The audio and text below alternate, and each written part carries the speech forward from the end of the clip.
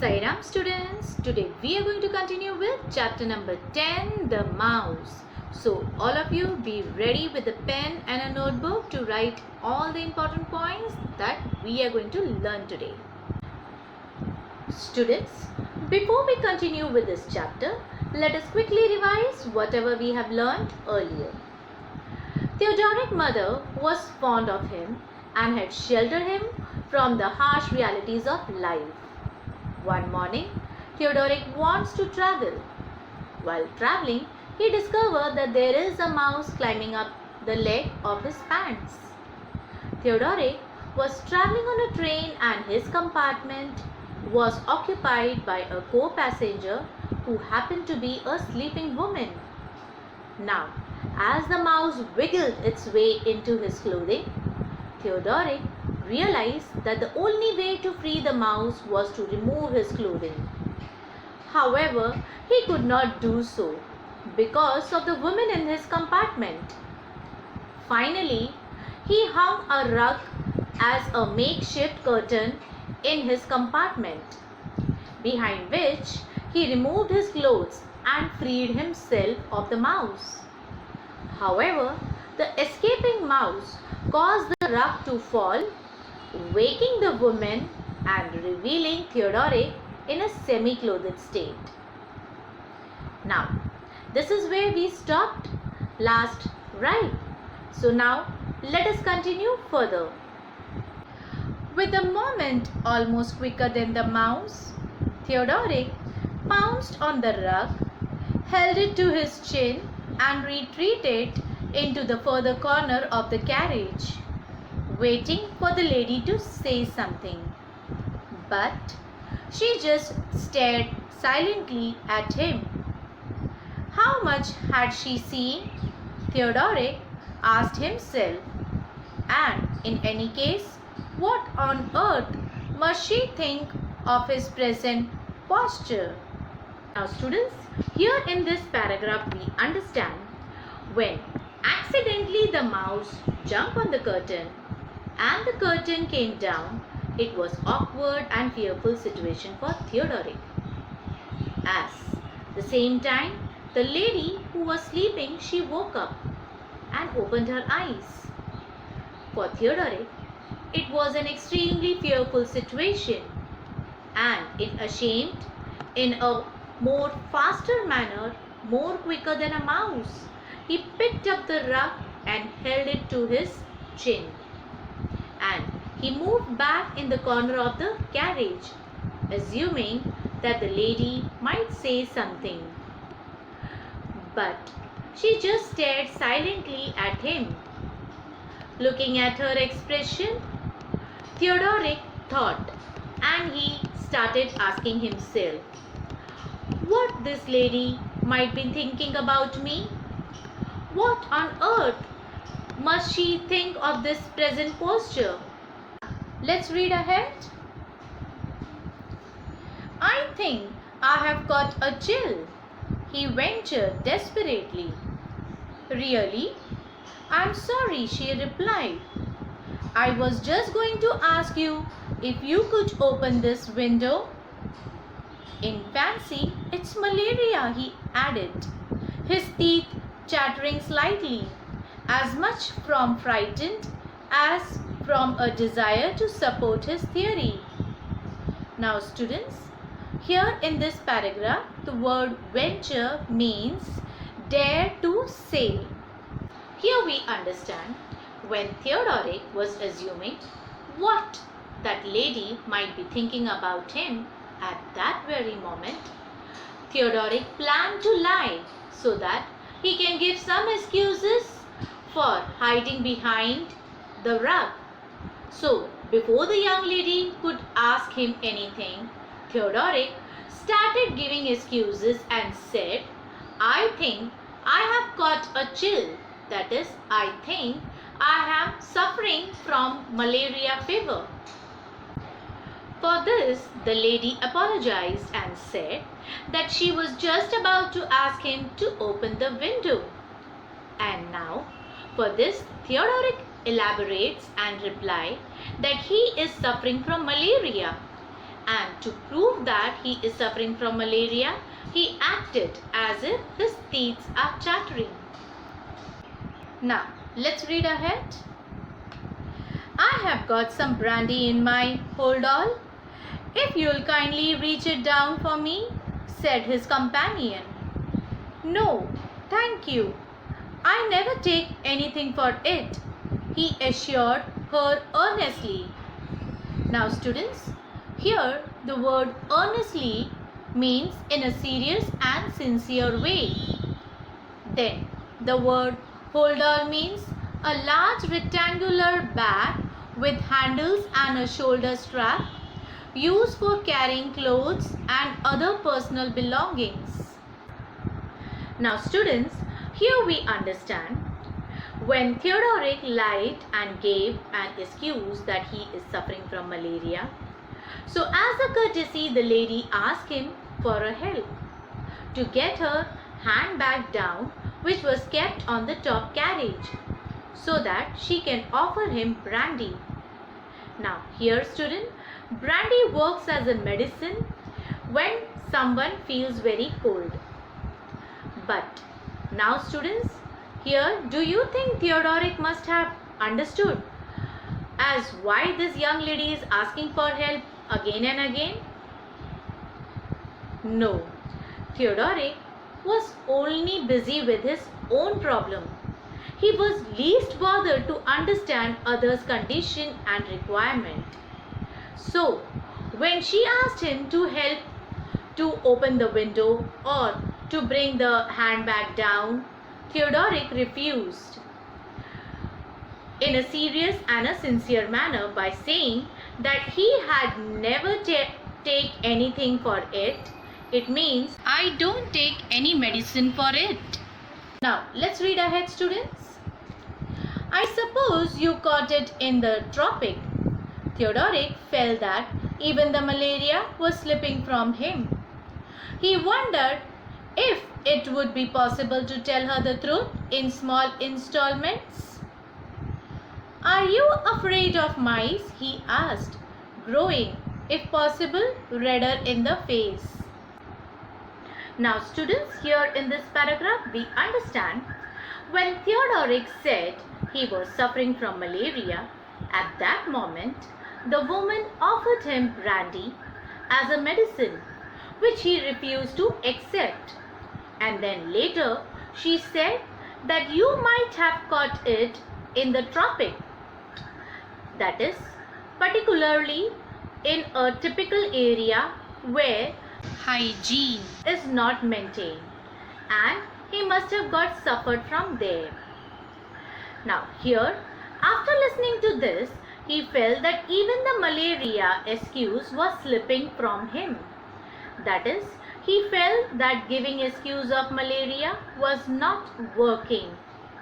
Hence, he finally decided he will tell the truth, but not completely, at once. In fact, he will tell the truth in small installment. So, he started with his first question and asked her, "Are you afraid of mice?" Now, when he asked this question, he felt very ashamed of himself. Hence, it is said redder in the face. That is, his face turned red in color due to shame and fear in his mind. Now students, let's read ahead. Not unless they come in quantities. Why do you ask? I had one crawling inside my clothes just now, said Theodoric. It was a most awkward situation. It must have been, she observed, but mice have strange ideas of comfort. I had to get rid of it while you were asleep, he continued. Then, with a gulp, he added, it was getting rid of it that brought me to this. Now students, here we understand when Theodoric decides to tell her the truth in small installment, he asked his first question, that, is she scared of mice? For which young lady replied, that she is not actually scared of mice unless they come in huge quantities. Now, the lady asked him, "Why do you ask me such questions?" For this, Theodoric replied that he had faced an awkward situation. One mice had entered his clothes and it was difficult for him to continue with the mice inside his clothes. And when the mice had bit him, it became almost impossible for him to continue further with the mouse in his dress. So he decides to get rid of the mouse when the lady was asleep. Now students, let's read ahead. "Surely getting rid of one small mouse won't cause malaria," she said in an amused manner. That Theodoric thought abominable. Evidently, she had detected his predicament and was enjoying his confusion. All the blood in his body seemed to have mobilized in one concentrated blush. Now students, here the word abominable means extremely unpleasant. Then the word amused means finding something funny. Then the word predicament means unpleasant situation. Now students, here when Theodoric decided to tell her the truth in installment, he first informed her that he wanted to get rid of the mouse as the lady was asleep. So for this, the lady replied, "Surely, for getting rid of one small mouse, he won't cause malaria." Now, when she replied in such a manner, it means that she was enjoying the confusion created by Theodoric. Now, Theodoric could sense that the lady is enjoying his confusion. He felt very ashamed of himself and he felt extremely unpleasant. He was so ashamed of himself that all the blood in his body seemed to be mobilized in one concentrated blush. That is, he was extremely ashamed of the situation and due to this, his face turned red. Now, let's read ahead. And then, as reflection began to assert itself, sheer terror took the place of humiliation. With every minute that passed, the train was rushing near to the crowded terminus. He hoped his fellow traveler might relapse into blessed slumber, but that was not to be.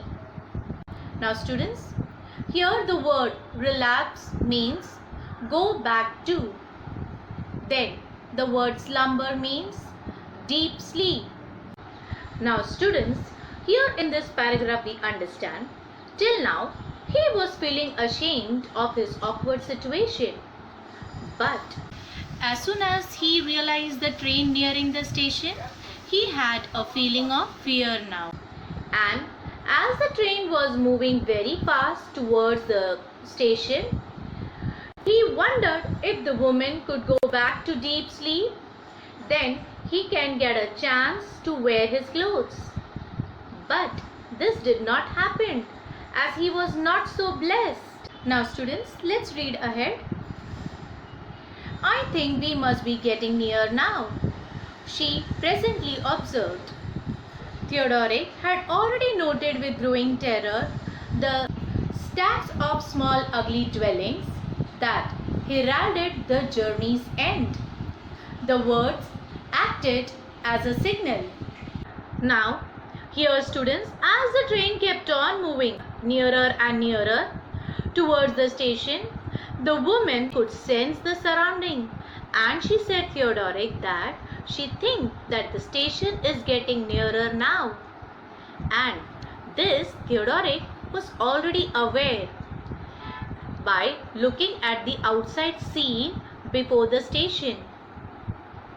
He knew that the station is coming near and very soon people in the station might enter the train, and now he was more into fear that this can be end of his journey in an awkward manner. Now, for him, when the lady said that the station is nearer, her words acted as signal to wear his clothes quickly. So students, now let us quickly revise whatever we have done in this chapter. When accidentally the mouse jumped on the curtain and the curtain came down, it was awkward and fearful situation for Theodoric, as at the same time the lady who was sleeping, she woke up and opened her eyes.